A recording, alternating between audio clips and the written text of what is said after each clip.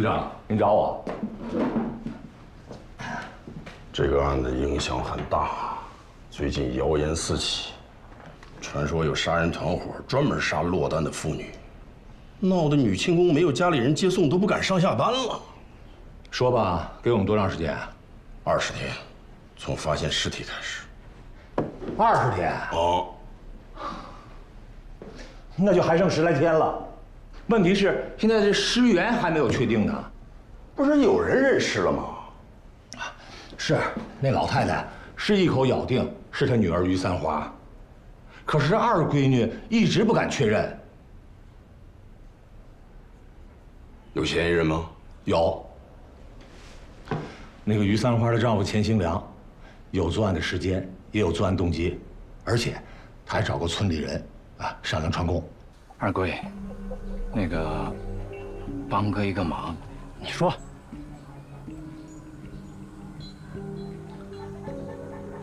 要是有人问你，10天前我们是不是去打过牌，你说打过，行吗？行啊。不，为啥？前2天不是在河里捞出一些尸首吗？今天警察找我了，问了我好半天，是不是怀疑我呀？我怕被冤枉了。那2天咱们是打过牌啊？是打过，可我还是心虚呀。行，把账啊，赢了钱再还。还不回家，你们几个？我也不喜欢玩这个。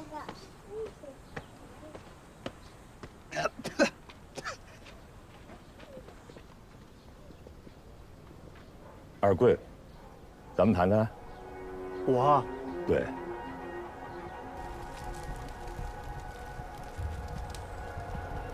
刘队，他在销毁证据，干什么呢？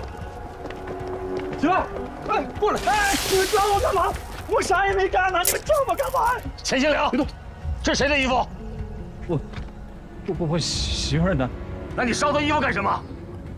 生气，恨他。这衣服是他来找你的时候穿的吗？啊，他忘了穿走了。你不是说他没来吗？他先来的屋里面，然后我们到的外面。带走。还不说我没杀他？你怎么知道他死了？河里那尸首，不是他吗？李辉，那尸首是谁，我们都不知道。你怎么知道的？这不是已经认定了吗？没有100%认定。你看上面写的很清楚啊，基本一致，但个别地方是有偏差。你还要求完全一致啊？那脑袋在水里泡多少天了？我认为这件事必须得谨慎。行了，加大审讯力度，3天内必须拿下钱兴良。你说到你把于三花引到了河边的树林里面，然后呢？我求他不要走，他不愿意，我就掐死了他。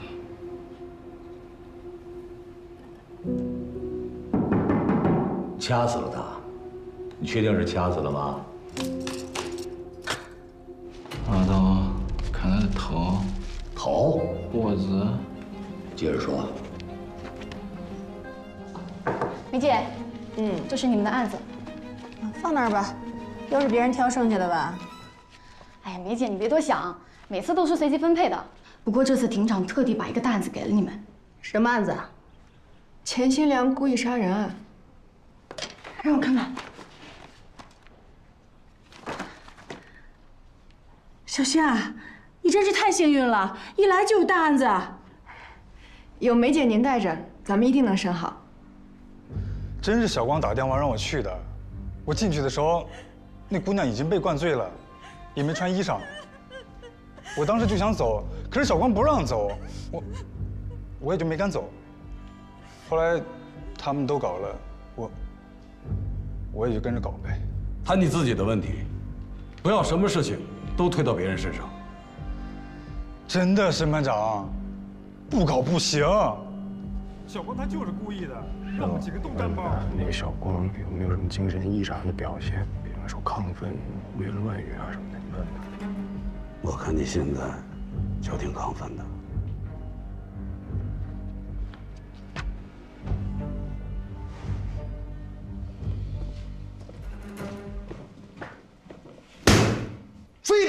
休庭是吧？非要把这事闹得不可开交。别着急，师傅。你说宋晓光如果真的是精神病，外加狂躁症，他肯定有异于常人的表现，怎么可能平时好好的，案发之后就变成精神病呢？他身边这么多同伙，一个人看不出来。你不知道有间歇性发作一说吗？什么间歇这么准啊？耍流氓的时候犯病。你比精神病专家还懂啊你！那份鉴定报告上有5位咱们滨江市精神科大夫的签字，还都盖了公章，而人家都错了，就你对。没说我对，我就想着重启精神鉴定。说的轻巧你，宋晓光背后的人能不明白吗？你怎么老提人背后的人？你不着调啊你！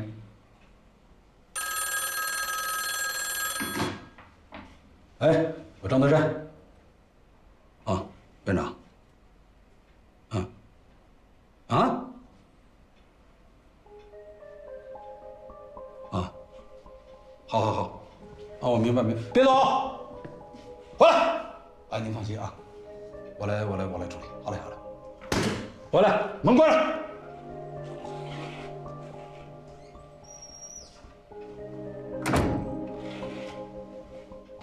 坐。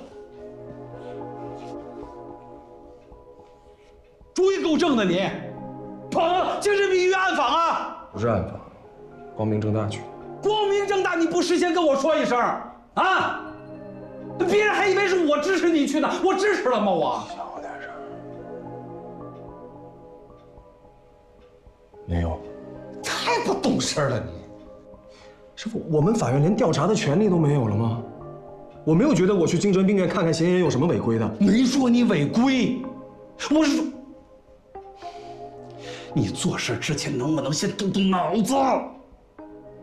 冲动谁不会呀？师傅，你真的能受得了那个恶霸，就凭那张纸把我们耍得团团转吗？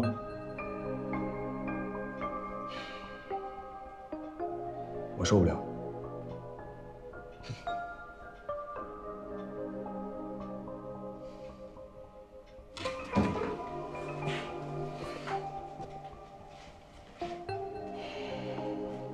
小袁啊，咱们丑话说前头，这事儿你真要办，那就没有回头路了。甭这几个意思，想通了，还是下决心了？又说话呀！我管不了你，你赵院长去吧！我告诉你。我宁愿被领导指使的团团转，我也不想因为一张纸耍的团团转。气死我了！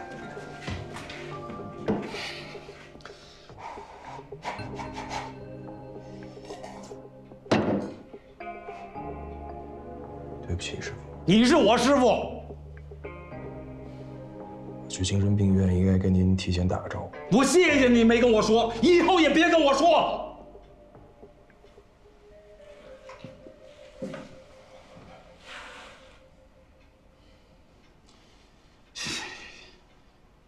下不为例。没原则呢。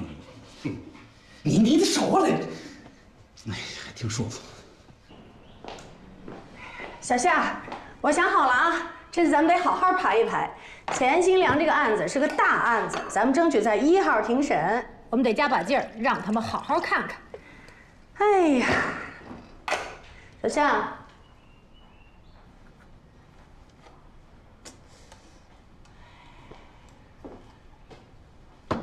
小夏，哎，梅姐，不好意思啊。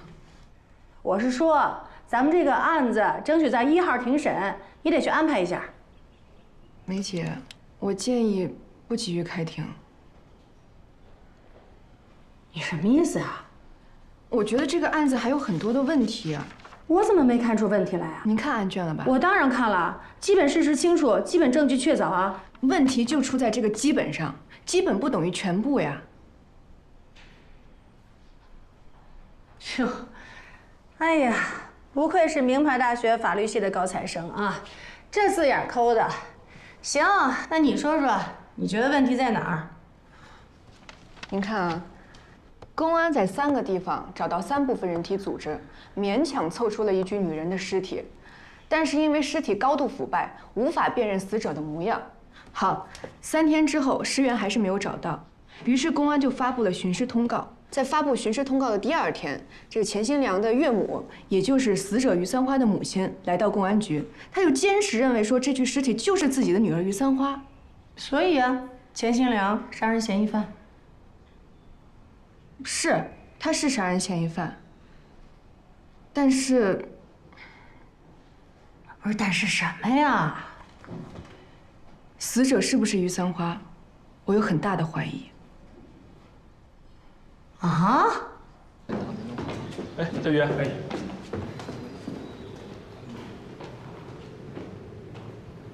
小爷，院长，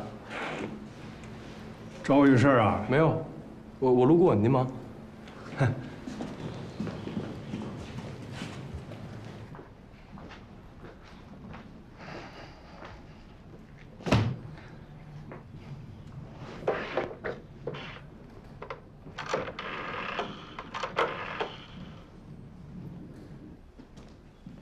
哎，张德山啊，你怎么把那小子给发我这儿来了？你够精的啊！院长，咱不能就这么看着那帮人骑在咱头上拉屎吧？还是稀的。我都没办法，你那徒弟能怎么着啊？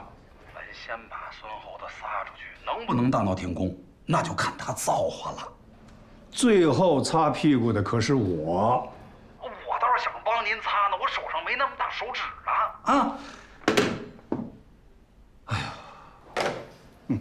张德山，你个臭小子！哼！你凭什么认为这具高度腐败的尸体不是于三花的？不是我这么认为，是我也不知道。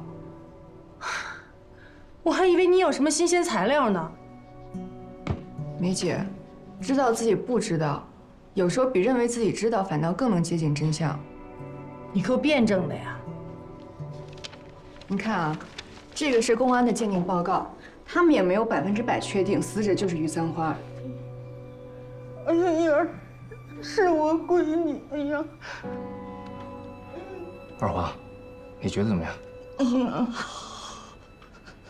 好像是，是我三妹吧？你能确定吗？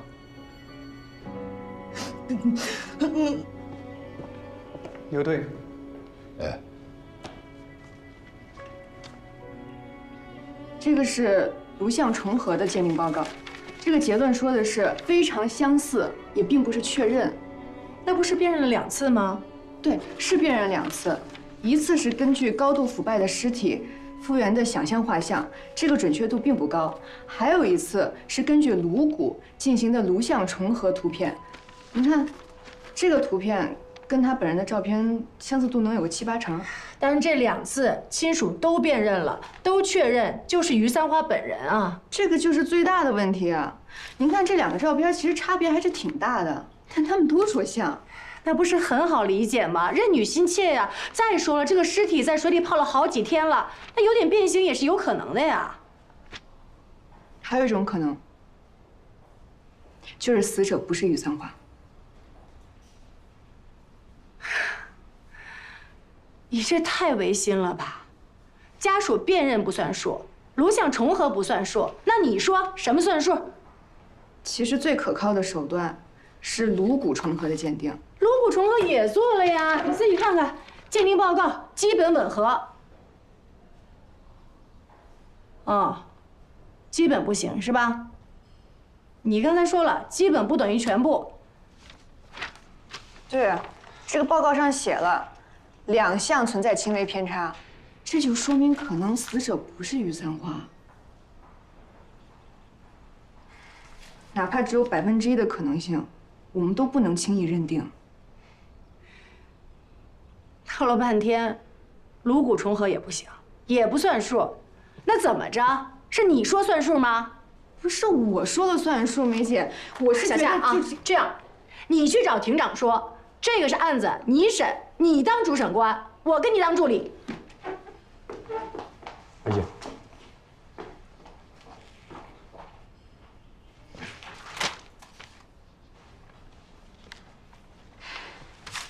怎么了？跟你没关系。下班有空没找你聊聊？公事还是私事？公事班上说。私事。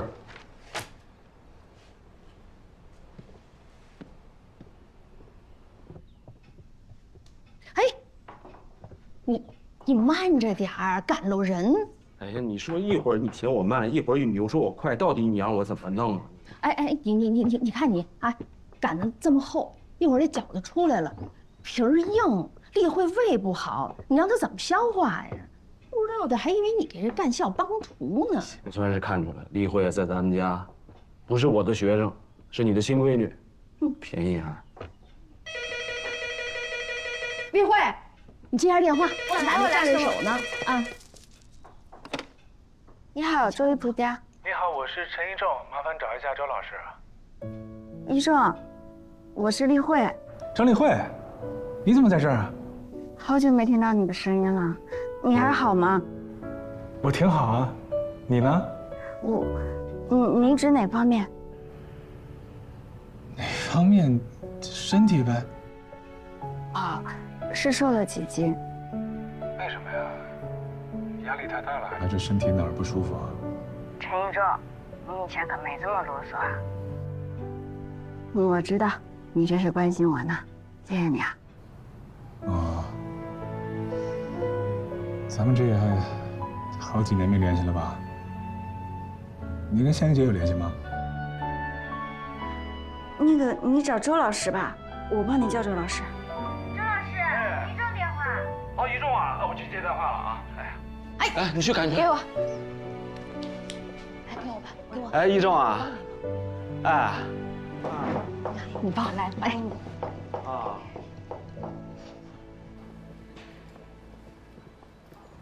我领导也没给意见，您觉得可行吗？案情呢，我只是听你说了个大概。如何量刑，我不便发表具体意见，得你和你的领导商量着来。不过我要提醒你啊，人大关于严重犯罪可以在法定刑之上加重量刑的规定，是严打运动所遗留的政策尾巴。虽然说没完全收回，但近1年来已经很少使用了。您这倒是跟我师傅说的一样，但是还是可以使用的，对吧？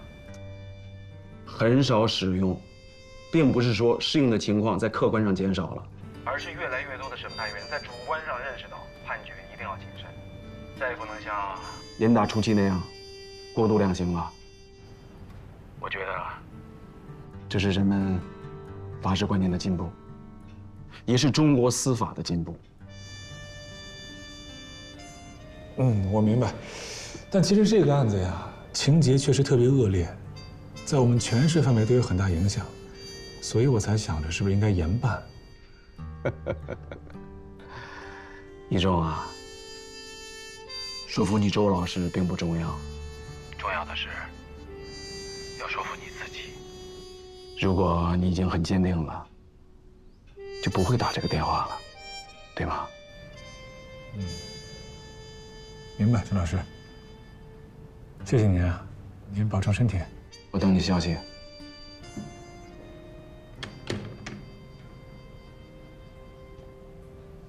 也就是说，这个11个人的流氓团伙主犯就是这个宋晓光。但是他没有出现在被告人的名单里，弄了张精神病的证明，躲在精神病院了。是，就是这意思。你怎么想？退卷啊，让检察院做出解释，提请复核精神病鉴定。你打算怎么办？我就是这么想的，但是你思前想后，七上八下的是吧？你多少得点顾虑吧，你不能这么鲁莽啊。胆怯和谨慎，直率和鲁莽，它不是同义词，好吗？好久没听你呲我了，我还挺高兴的。有病！那你找我干嘛？诉苦啊？我可不是好的倾诉对象啊。不是，我就找你聊一聊嘛。我师傅，你看他平时那个和稀泥的样，但他呢还是想把那小子抓进去。跑法院了，干的时间长了，花的常识特别多。最近跟我使坏，让我去找院长。你找了吗？找了呀，到门口我又犹豫了嘛。瞻前顾后。我觉得咱们院风气还是很正的，你可以直接去找院长，他会支持你的。我直接这么去找院长，不就是把决断的压力交给他了吗？我就一揭锅盖了，我这不干的太不妥了。不是掀锅盖怎么了？掀锅盖也需要很大勇气的。你光有勇气哪行？你没智慧不行啊。挤兑我？没挤兑你，我的意思是，比方说，我们拿一个好的解决方案，是吧？这个方法呢，不仅能把公子哥接纳归案，又能让院长少承担，甚至不承担上边给的压力，那这事不就干漂亮了吗？对吧？那这事儿的成功率提高了，院长也能看到我的工作能力，顺道实现司法正义，多好！那算盘珠子都崩得我脸疼。不是，那我不能直接拿脑门撞墙吧？这得多笨呢！所以呢，我能帮你干点啥？所以我就想听听有没有这么一个方法嘛。反正我的态度就是，不管你有没有所谓的解决方案，你都可以直接去找院长。拿出你的勇气，你的勇气都去哪儿了？这跟勇气有什么？哎，你跟梅姐怎么了？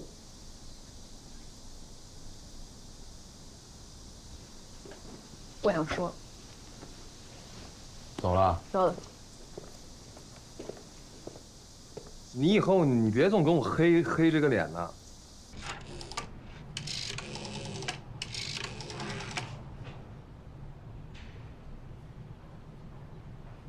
喂，爸啊，一中啊。哎，一中电话。你还记不记得我小时候，他们跟我妈挂布鞋那事儿啊？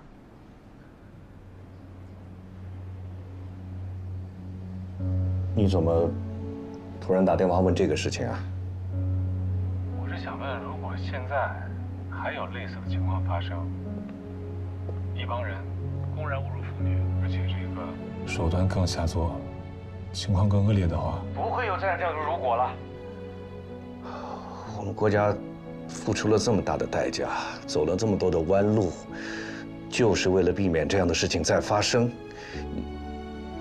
你到底想说什么呀？如果现在就是发生了，您作为审判长，应该怎么判？我已经不是审判长了，我现在是一个连上楼梯都要人搀扶的档案室管理员，我没办法回答你这个问题。因为现在的我和当时的我，都不是现在的你。我知道了。一中啊，我得提醒你啊，作为一个检察官，不能被自己的精力和愤怒所控制。你要理性。我没有被自己精力控制。那你想要我说什么？怂恿你自己利用检察官的权力，从重从严，尽快的让那些人付出代价，这样你就能好受一些吗？我先挂了啊。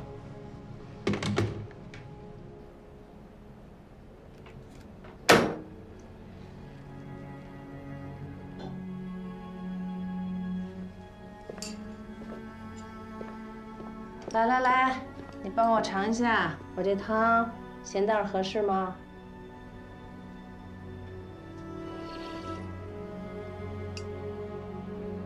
合适吗？合适。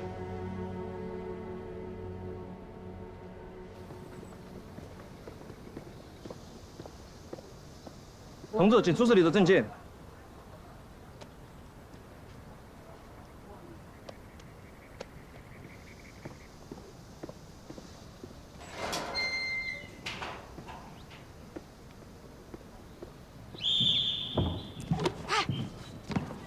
上哪儿？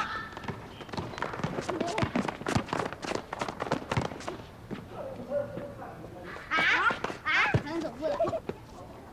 防啊！速度，不然让你们折返跑了啊！快！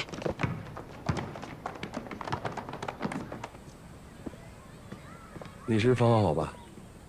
你就是那个法院的？对，于高远，幸会。叔叔，小心球！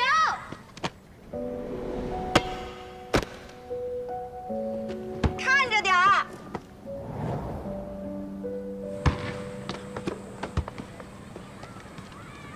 谢谢。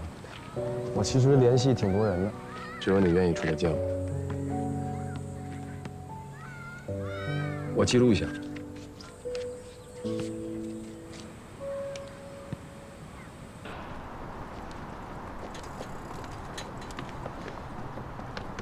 怎么也不提前打个电话约时间啊？我就午休随便溜达过来。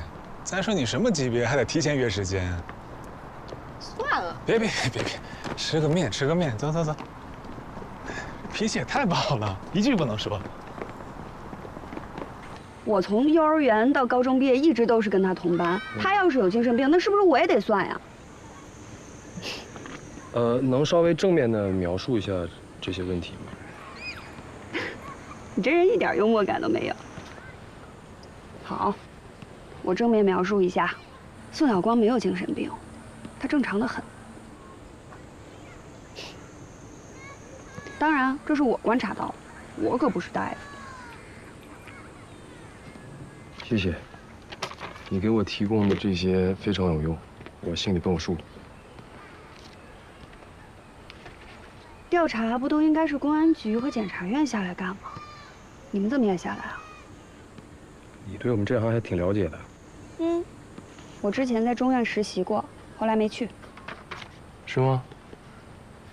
那太可惜了，你要是来了，咱俩就能成为同事了。嘴挺甜的。不是，我真不是跟你客套。啊，我觉得你说话心直口快，有幽默感，也能看出来你是一个特别善良的人，特别像我之前一个女同学。我谁都不像。不好意思。开玩笑的。这么追着要抓宋晓光，领导同意吗？有难度吧？难度不小。该抓。他早就该遭报应。就因为你觉得死者不见得是于三花，你就想退卷？我是这么想的，但是有阻力。我们那个组长梅姐，她不同意。他不同意理由是什么？她的理由说出来有点唯动机论，但我觉得就是这么回事。因为这些年呢，这是她办的第一个大案子，她舍不得退卷。对不起，梅姐，我真不是背后说你坏话。好吧，就是说你坏话。那他如果就是不同意的话，你有什么办法？我这不发愁呢吗？梅姐可不好对付。好像我提相反的意见，就是给她慢性下毒似的。我想我师傅，这事儿如果换作是他的话，这案子是我们院谁办的？你干嘛？你别掺和啊！我问问不行啊？别问了。总之，我是不会让这事儿从我手上划过去。毕竟事关3条人命。那我相信，要不然你就不是夏英杰了。不是本地的。不是，你怎么看出来的？我是外省农村的，在北京念的书，毕了业之后就分配到这儿。难怪。难怪什么？难怪一腔孤勇，有魄力，我欣赏。祝你成功，大学生。我再问最后一个问题啊，你可以选择不回答。铺垫这么多，问吧。他是不是？他，我指的是宋晓光。之前是不是曾经试图有过想要伤害你？他不敢，借他10个胆子他都不敢。我爸不会放过他。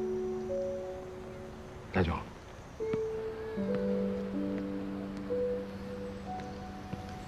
倒也不是说没伤害过吧，用另外一种方式。啊？他给我起外号啊，叫我瘸姐。这个外号一直从幼儿园跟到我高中毕业。现在你知道我为什么要见你了吧？知道。翟总。叔叔陪我们玩一会儿吧。行。他们是打累了。玩会儿。走。走。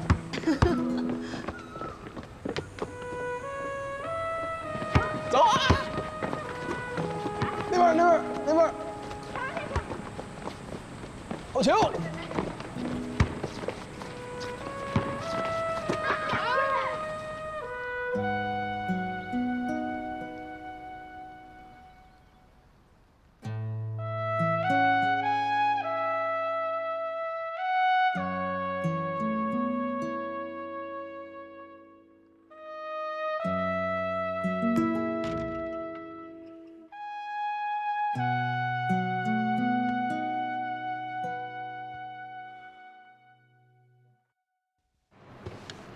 听说我的事儿了，你找我什么事儿啊？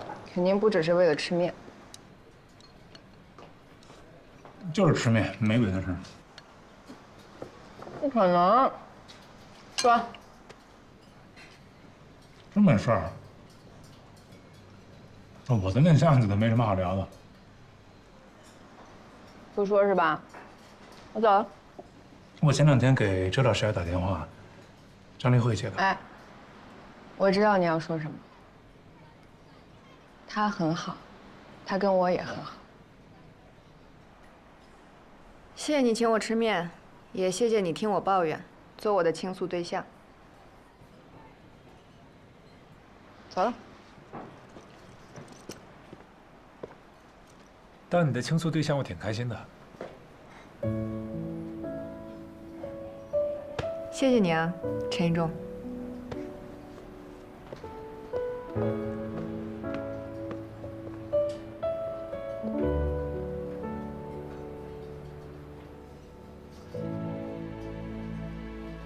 小张啊，这个苹果我敢肯定你没吃过。这是从新疆阿克苏来的苹果，我们治国他爸爸的老部下专门派人送来的，吃吧，很甜的。尝尝。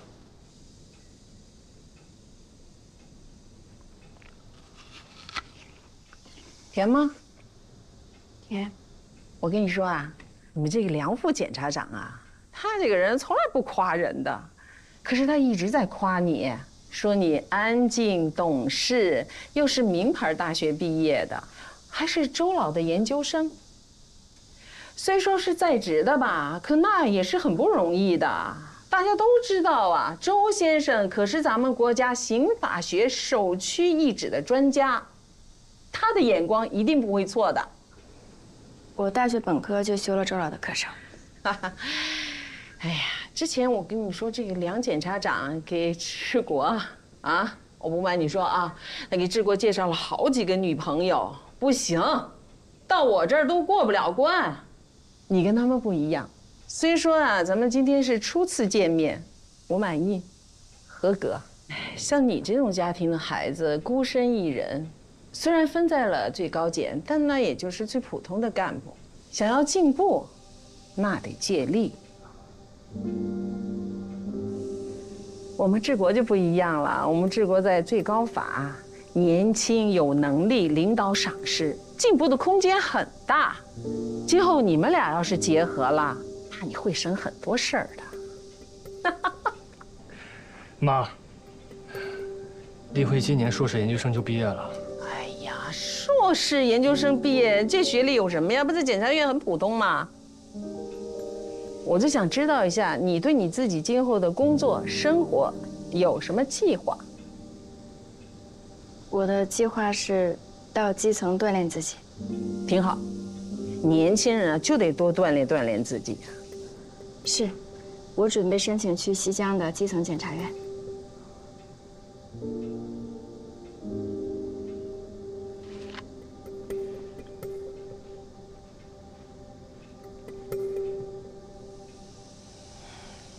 苹果挺甜的。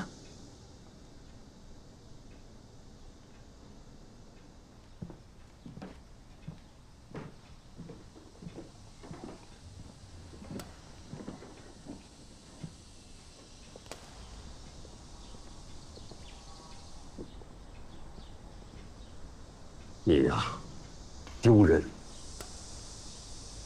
连苦命更苦，也不忘福。庸俗。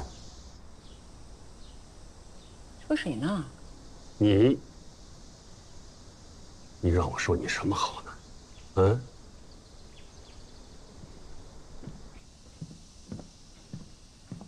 再说一遍。李慧，实在是对不起。他人就那样，说了好几次了，就是改不了。今天来也是梁姐的好意，我也不好拒绝，就当出任务了。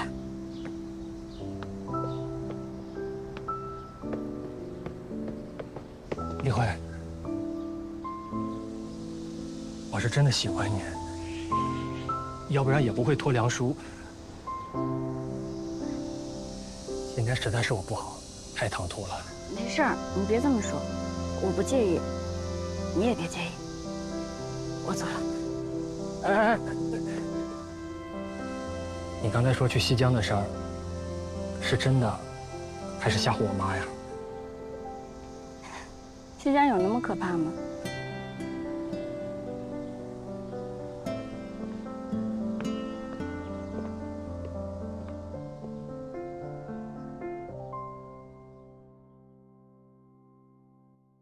口供一共有5份，有一个逐渐向事实靠近的过程。被告人第一次认罪是在被拘留的1周之后，一开始时间、地点、残害方式全都对不上。谢谢啊，你好。到后来才慢慢都对上。这2个再要一份米饭。这不是也很正常吗？一开始不想承认，后来就交代了呗。我觉得不能排除诱供的可能。那不是还有一个证据吗？钱新良他们家那个刀上的血迹，那血迹的血型跟于三花是吻合的，那于三花的血型跟尸体是吻合的呀。但仅凭血型不能判定那个血迹就是于三花的，血型一样的人多了去了，不能说明于三花就是死者。那也太巧合了吧？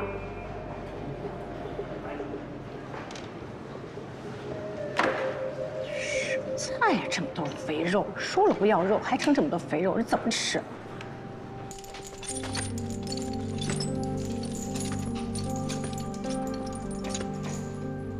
进去。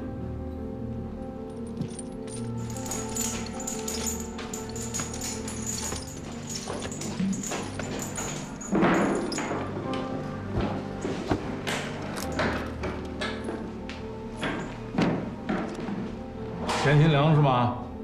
啊，我呀是律学给你指派的律师啊，我叫谭鑫，签个字儿。这个要钱吗？钱吧，你不花钱，政府给你花钱。啊。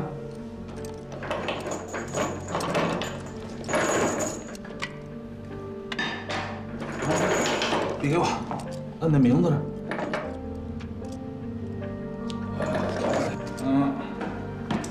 钱新良，杀过自己老婆吗？杀过。啊，我没杀，我没杀，吓我一跳。行了，那你说说吧。我说啥呀？你家有多少钱呢？血迹是案发之后15天才在钱新良家发现的。如果是死者的，就一直在菜刀上这么长时间了。钱新良他们家菜刀就这一把呀？不确定，案卷里没体现。钱新良杀完人之后，有可能没用过那把菜刀啊。梅姐，要是我是凶手的话，我肯定不会留着杀人凶器的。而且我为什么会对一把破菜刀这么有感情呢？就放在那儿，既不舍得用，也不舍得扔。没钱这事儿可就不好办喽。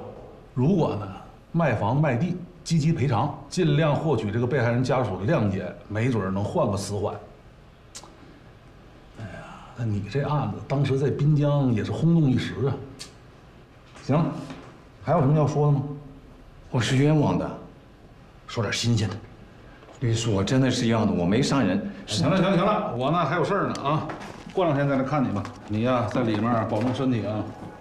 对了，能吃，尽量多吃点啊。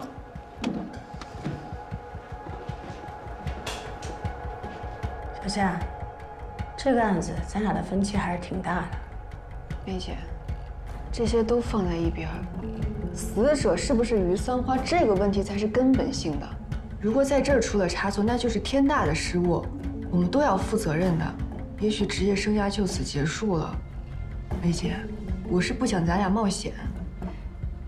这么说，你还是为了我好啊？我还以为你嘴上不说，心里觉得我年纪大，业务不行，跟不上时代呢。谢谢你啊，对我这么照顾。您真的想多了。是你想多了。我直说吧，我认为尸体就是于三花，没毛病。证据、口供、鉴定报告，公安局、检察院都认，出错的可能性非常小。你说的那种可能性有，但那只是万一。那万一也是有可能的呀。这可是3条人命啊，梅姐。怎么是3条呢？如果判了，钱新良肯定是死刑，那死者到底是谁？于三花是死是活，咱们都不知道呀。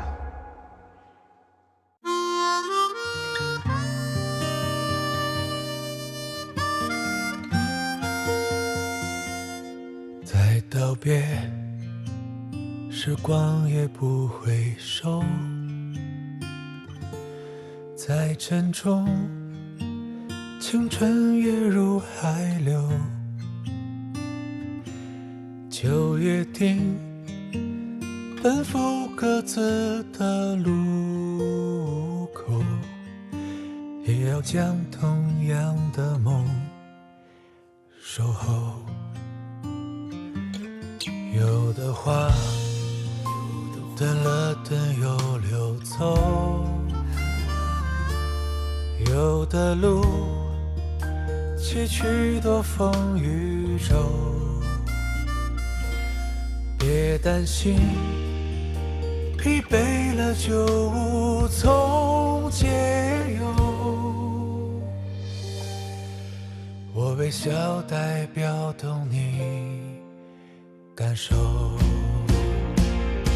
那些委屈苦痛蔓延在夜的尽头，也曾追问自己勇气还够不够。